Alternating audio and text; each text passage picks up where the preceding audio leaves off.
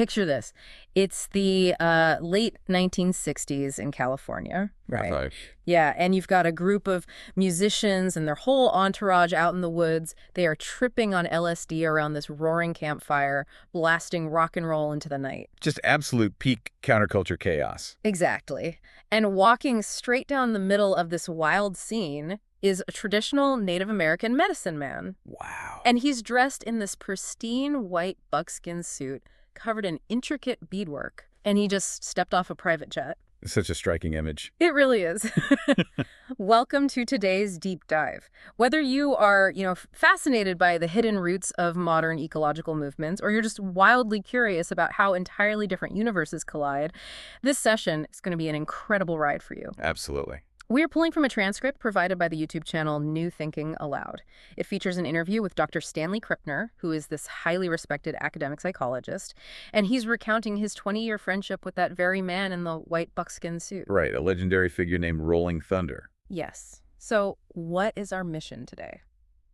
Well, the mission for our deep dive today is to really examine the sheer, almost unbelievable luck that the 1960s and 70s counterculture had in crossing paths with him. I mean, the musicians, the wandering youth, the academics. Yeah, they were all searching for something. Exactly. And we are going to explore the profound, grounding influence Rolling Thunder had on a subculture that was desperately searching for meaning, but honestly often lacked an anchor. Okay, let's unpack this, because the way this ancient wisdom actually enters the modern pop culture sphere, it feels less like history and more like a surreal movie script. It really does. Because Dr. Krippner, this serious academic psychologist, he doesn't meet Rolling Thunder at, like, a university symposium. Right. He meets him through Mickey Hart, the drummer for the Grateful Dead. Which immediately shatters our expectations of how knowledge transfer usually happens. Yeah. Krippner's visiting Hart's ranch, and Hart just casually mentions his friend, who happens to be a traditional medicine man. Just casually dropping that into conversation. Right. And then the following weekend, Hart literally dispatches a private airplane to pick up Rolling Thunder and fly him back to the ranch. It's crazy. You have a guardian of ancient indigenous traditions being flown in like a rock star. And the backdrop for this arrival is pure madness, because the Grateful Dead were using that weekend to do a dry run for some new music. Oh, yeah, and they were terrified of bombing, right? Yeah, they actually played under a fake name, Mickey Hart and his Heartbeats, just to protect the Grateful Dead brand. It's hilarious. So they're playing this gig, and it hits intermission. And down the aisle comes Rolling Thunder. He's middle-aged, handsome, wearing that white buckskin suit, and he has a beautiful woman on each arm. The theatricality of that moment, I mean, it cannot be overstated. He completely owned the room. Oh, totally.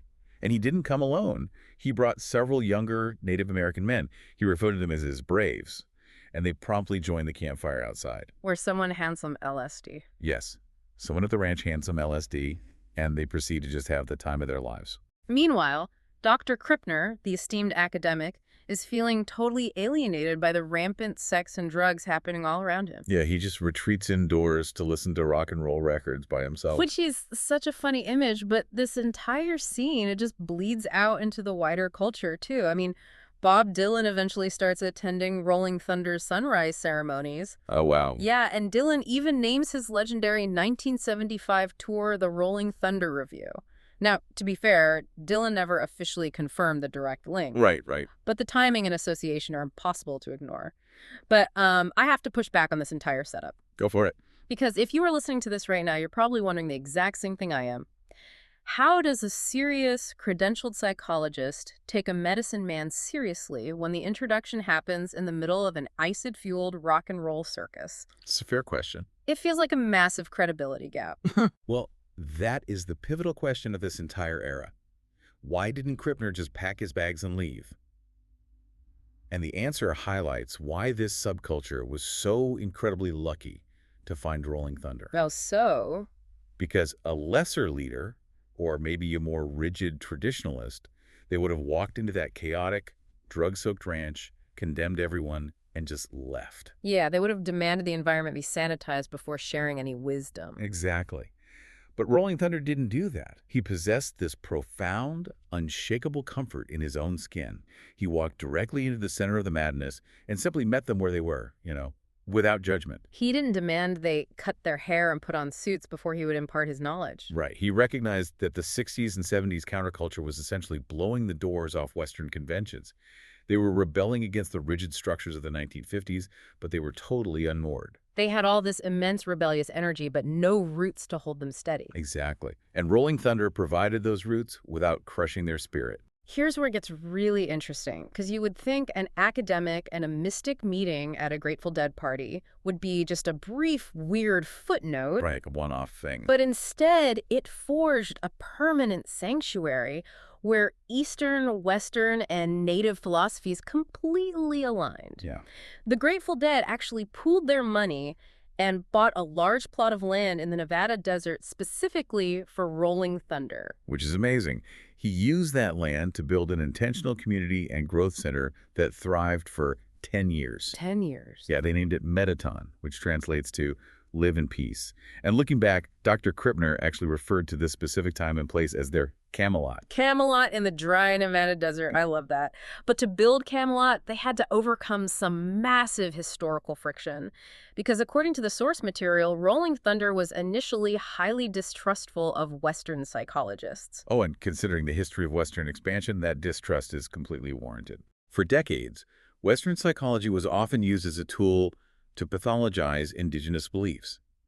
If you talk to spirits or nature, a mid-century Freudian or behavioral psychologist might just label you schizophrenic. Yeah, the Western academic establishment had historically tried to quote-unquote cure Native Americans of their culture. Exactly. It was very damaging. But that wall came down when Rolling Thunder learned about Dr. Krippner's specific field, which was humanistic psychology. Right, which is very different. For those who aren't familiar, humanistic psychology was a massive shift.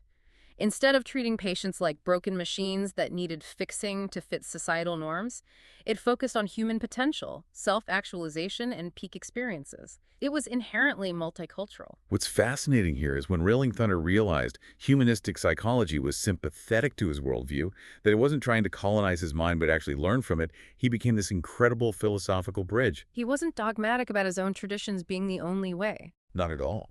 For instance, he attended an academic symposium in New Mexico where he met Alan Watts, the legendary Zen Buddhist philosopher. Oh, wow, what a meeting of the minds. The two of them spent hours talking and realized their underlying philosophies were virtually identical, just expressed in different cultural languages. And he even brought that radical openness back to the Mettaton Ranch. He invited a specialist named Ken Cohen to teach Taoism and Eastern martial arts right there on the property. Yeah. Rolling Thunder looked at ancient Chinese energy practices and his own Native American teachings and saw zero contradiction. Think about what a gift that was to a generation that felt completely fractured. The counterculture was frantically sampling everything, Eastern mysticism, humanistic therapy, back to the land farming. Just throwing everything at the wall to see what sticks. Right. And Rolling Thunder stood at the intersection of all those movements and validated them. He offered a cohesive, holistic worldview to young people who desperately needed it. But Mettaton wasn't just a place for, theoretical debates. The harmony they talked about philosophically started manifesting in Rolling Thunder's physical environment in ways that completely shatter the Western rational worldview. Oh, the coyote story. Yes. Krippner recounts a night where he and Rolling Thunder walked out to the edge of the Mettaton property deep into the dark woods. And Rolling Thunder just starts hooting into the darkness. Just calling out. Yeah. And a few moments later, a pack of wild coyotes emerges from the trees. The leader of the pack walks right up to them. So close, Krippner could have reached out and touched it. That's terrifying and amazing. Rolling Thunder and the coyote literally hoot back and forth at each other, and then the pack calmly turns around and vanishes into the night. And Krippner was stunned. Yeah. I mean, when he asked what had just happened, Rolling Thunder casually explained that they were simply renewing their pact. A literal treaty with coyotes. Yeah. Rolling Thunder explained that his community agreed never to shoot at the coyotes, and in exchange, the coyotes agreed never to raid the Mettaton chicken coops. Which sounds like a fairy tale. But Krippner verifies in the transcript that for the entire 10 years the Mettaton community existed, they never lost a single chicken to a coyote raid, which, if you know anything about desert farming, is statistically almost impossible. It really is. If you are approaching this from a strictly modern biological perspective, you might try to explain this away through scent marking or changes in natural prey availability or learned avoidance behavior by the pack. Sure, you try to rationalize it. But Rolling Thunder didn't view it through the lens of animal behavioral mechanics. Hmm. He viewed it as a conscious, reciprocal agreement between two communities sharing the same land. And his connection extended to the land itself. When the Grateful Dead bought that Nevada property, it was completely dry, no water source. Then, Rolling Thunder took a traditional dowsing stick, walked out into the arid desert, and pointed to two specific spots. He told them to dig there. and Krippner saw this happen. Krippner saw the wells with his own eyes. There were no trial and error holes drilled all over the property. They dug exactly where Rolling Thunder pointed and hit perfect, clean spring water for drinking and bathing. Finding two distinct, perfect water sources in the Nevada desert on the first try, I mean, that stretches the bounds of statistical probability to the breaking point. Okay, but here's the story from the transcript that I genuinely struggle with. Oh, the June bug. Yeah. Dr. Krippner talks about another author, Doug Boyd, who spent months shadowing Rolling Thunder. Boyd claimed he watched Rolling Thunder out in the desert, finding little June bugs and gently tickling them with a twig. Right. Rolling Thunder told Boyd that tickling the bugs caused thunder and lightning in the sky. And Boyd watched the lightning strike exactly as he did it. I know, it sounds unbelievable. And furthermore, Krippner himself experienced a massive, highly unusual all-night thunderstorm striking San Francisco, a city that almost never gets lightning, Huh. on the exact day Rolling Thunder arrived there for an interview. It's wild. I have to stop you here.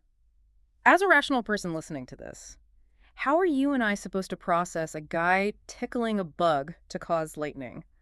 How do we not just dismiss that as an elaborate magic trick or, a confirmation bias or pure coincidence? Look, your skepticism is the default reaction of the Western mind, and it is entirely valid. But Krippner provides a fascinating framework to help us process this without just writing it off. He explains the fundamental difference between the Western cause and effect paradigm and the Native American interaction effect. Okay, break that down for me. What is the actual difference between those two? So since the scientific revolution, Western culture has treated nature like a giant dead machine. Cause and effect. You push a button, the light turns on, you pull a lever, an engine starts. Right. It is a linear transaction that implies human dominance over the object. So when we hear the June bug story, our Western brains assume Rolling Thunder is claiming the bug is a button she is pushing to turn on a storm machine. Right, which sounds absurd. Exactly. But the interaction effect is an entirely different paradigm. Indigenous cultures often view the universe not as a machine, but as a living web of relationships. It isn't about pulling levers, it's about participating in a rhythm. Okay. So Rolling Thunder wasn't commanding the storm by torturing a bug. He was interacting with a web of nature where the atmospheric pressure, the behavior of the insects, the man, and the weather are all deeply, inextricably linked in real time. Oh, I see. So it's less like he is a wizard casting a spell to summon lightning, and more like he is a master dancer who can feel the music of the ecosystem shifting and knows exactly how to move in rhythm with it. That is a perfect analogy. He is participating in the phenomenon, not commanding it. And understanding that interaction effect is crucial because if you truly believe you are in a living, breathing relationship with the Earth, you cannot just sit by and watch it be destroyed. Yeah, that makes a lot of sense. That philosophy forced Rolling Thunder into two massive roles. He had to be a militant activist protecting the ecosystem and a humble healer caring for the humans broken by it. And the activist side of him was incredibly far ahead of its time. I mean, long before climate change and sustainability were buzzwords, Rolling Thunder was sounding the alarm about desertification, water pollution, and land erosion. He saw it coming. He saw the Western machine mentality literally tearing up the web of relationships he relied on, and he was absolutely militant about stopping it, but his methods were remarkably sophisticated. He understood how to fight the machine without using the machine's primary weapon, which is violence. There is a brilliant story in the transcript about a development company. They send bulldozers in the middle of the night to tear down a grove of pinyon nut trees. Right. For the local impoverished Native American community, those nuts were a vital source of winter protein. So the community was furious. Rolling Thunder's group wanted to grab their rifles and literally go to war with the bulldozers. Which is a very predictable human reaction when your food source and land are being violently destroyed. Completely understandable. But Rolling Thunder stops them. He absolutely forbids violence. Instead, he orchestrates this brilliant piece of bureaucratic jujitsu. Oh, this is so smart. He has his people grab video cameras, they march out and film the tractors destroying the ancestral trees. Then, in the dead of night, they quietly pour sand into the gas tanks of the tractors. Completely immobilizing the fleet without hurting anyone. Exactly. But they don't stop there. They take that videotape and physically fly it to Washington, D.C. They bypassed the local authorities who were likely in the pockets of the developers and took the visual evidence straight to the top of the empire. And it worked. The tape landed on the desk of Senator Ted Kennedy. Kennedy was outraged by what he saw and took it directly to President Richard Nixon. Wow. According to the source, Nixon saw the tape and immediately halted the bulldozer project by executive order. That's incredible. Now, Krippner is careful to note in the transcript that Nixon is a highly complex historical figure. He states that while Nixon did a lot of bad things for the country overall, he surprisingly passed several very helpful pieces of legislation protecting Native American rights during his tenure. It's just, look at the sheer genius of that strategy. Rolling Thunder took the tools of modern Western society, the video camera, the airplane, the legislative lobbying system, and weaponized them to protect a grove of ancient trees. Yeah, he proved you could actively defend the earth without getting trapped in a cycle of bloodshed. But even with all of this high-level political influence and having famous rock stars buying him land, he remained incredibly grounded. The transcript points out that he flat-out refused to call himself a shaman. Really? Why? The term shaman has been heavily co-opted, but sociologically it is a title of immense weight. A true shaman doesn't declare themselves one. It is an honorific bestowed by the community based on a lifetime of service, healing, and spiritual guidance. And Rolling Thunder understood that implicitly. He always told people, some people call me a shaman, but I never call myself that. Yeah. He preferred the term doctor or medicine man, leaving the ultimate definition of his spiritual authority entirely up to the people he served. He completely removed his own ego from the equation. And removing the ego is what allowed his healing practices to be so effective. He wasn't trying to prove his power, he was simply facilitating the interaction effect between the patient and nature. The stories of his doctoring are staggering. There was a photographer named Carrie who had been diagnosed with a terminal illness and given just 3 months to live. Just devastating. In absolute desperation, she sought out Rolling Thunder. After 6 months of intense work sweat lodges, specific diets, herbal medicines, Carrie was completely healthy. Incredible. But throughout that entire time, Rolling Thunder refused to let her take a photograph of him. He just kept saying, we're going to wait for the right time. He was waiting for the environment to align, for that perfect Yeah. moment of interaction. Exactly. And that moment finally arrived on one of Carrie's last days at the camp. A friend showed up holding a paper sack, and inside was a baby eagle with a severely injured wing. Oh, wow. The bird was terrified, squawking and thrashing around. Rolling Thunder gently takes the eagle out of the bag. He strokes its head, and the wild bird instantly calms down and goes completely still in his hands. That's beautiful. That is a moment he turns to Carrie and says, now you can take your photograph. She snaps the picture, which actually went on to become the cover of Krippner's book. And moments later, the eagle's wing is miraculously fine, and it flies away back to its nest. It is a stunning visual metaphor. In one single snapshot, the healing of the human being and the healing of the natural world are intrinsically linked. But if we were talking about healing, my absolute favorite story in this entire transcript is how Rolling Thunder drafted Dr. Krippner to save a man's life. Oh, this is intense. Think about how terrifying this would be. Krippner literally just steps off an airplane, exhausted, and Rolling Thunder pulls him aside and says, I have a Native American man here named Robert who is battling severe alcoholism. I need you to use your clinical hypnosis on him tonight. No prep time. No prep time, no quiet clinical office. They walk out to a roaring campfire where 50 people have been drumming and chanting for an hour. Robert is sitting in a chair in the dead center. Krippner has to perform clinical hypnosis on the spot, surrounded by an audience. It forces the sterile Western psychological practice out into the raw communal open. And Krippner steps up to the plate. He gets Robert into a deeply suggestible hypnotic state. He uses classic visualization techniques. He tells Robert to picture his alcohol addiction as a massive, terrifying monster. Right. Then he asks Robert what his community is handing him to fight it. Robert visualizes a bow and arrow and imagines shooting the monster dead. Next, Krippner has him visualize replacing the poison of the alcohol with healing herbal tea. It is a textbook, highly effective psychological rewiring. The clinical psychology is sound. But what Rolling Thunder does next is where the absolute genius lies. What does he do? He knows that internal visualization isn't enough to beat severe addiction. He has to externalize it and bring the community into the healing process. So Rolling Thunder steps into the firelight in his buckskin suit. He holds up his hand and tells the crowd to listen. In the distance, an owl is hooting. Yeah. He counts the hoots, claims there were exactly 10, and declares to the crowd that this means Robert has a chance to live. He then takes an eagle feather and pokes Robert's skin. And then it gets very physical. Yes, he actually places his mouth on Robert and does a cupping and sucking motion. He pulls his head back and spits this dark, reddish-black fluid into a pail. Oh, Krippner assumes Rolling Thunder had hidden chewing tobacco in his cheek to create the fluid, but Rolling Thunder holds up the pail and tells the 50 people watching that this is the physical poison leaving Robert's body. He commands a spiritual warrior to take the pail and bury it far away in the desert. if we connect this to the bigger picture, let's break down the mechanics of why that works so brilliantly. Rolling Thunder layered the internal, private rewiring of Western clinical hypnosis with the external, deeply resonant symbolism of indigenous theater. Right. By spitting the quote-unquote poison into a pail, he gave Robert a physical manifestation of his disease being removed. And by doing it in front of 50 chanting people, he provided Robert with an immense web of social accountability and support.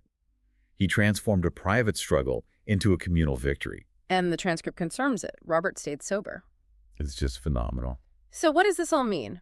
When we loop back to the mission of today's deep dive, the sheer luck of the 1960s counterculture crossing paths with this man is just staggering. Truly. You have an entire generation that had rejected their parents' world, that was experimenting wildly, and that was staring into a chaotic cultural void. And into that void walks a man who doesn't judge them. No judgment at all. A man who effortlessly bridges Eastern philosophy, humanistic psychology, and ancient native traditions.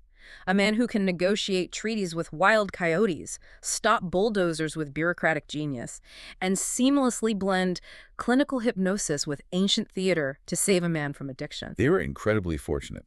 Rolling Thunder was that rare individual who could walk down the aisle of an acid-fueled rock concert, hold his own at an academic symposium, and maintain a mystical pact in the deep woods, all without ever losing his center. He provided a vital anchor for a generation that was drifting away. He gave them a brief, shining Camelot in the Nevada desert. He did. And exploring his life leaves you with a profound question to consider today. If a single figure like Rolling Thunder could so deeply influence the trajectory of an entire modern subculture simply by staying authentically rooted in his ancestral interactions with the earth, what ancient overlooked perspectives exist right now in our own backyards? Yeah. What traditional wisdom is out there today that we are ignoring that could completely reframe how we handle our modern ecological and social crises? What an incredibly powerful thought to end on. Because as we've seen today, sometimes the most profound, world-changing wisdom doesn't come from the quiet marble columns of a university. Sometimes it walks right down the center aisle of an acid-fueled rock concert wearing a white buckskin suit, ready to change the world. Thanks for joining us on this deep dive. Please click like and then subscribe. Also share this video with your friends. Thank you.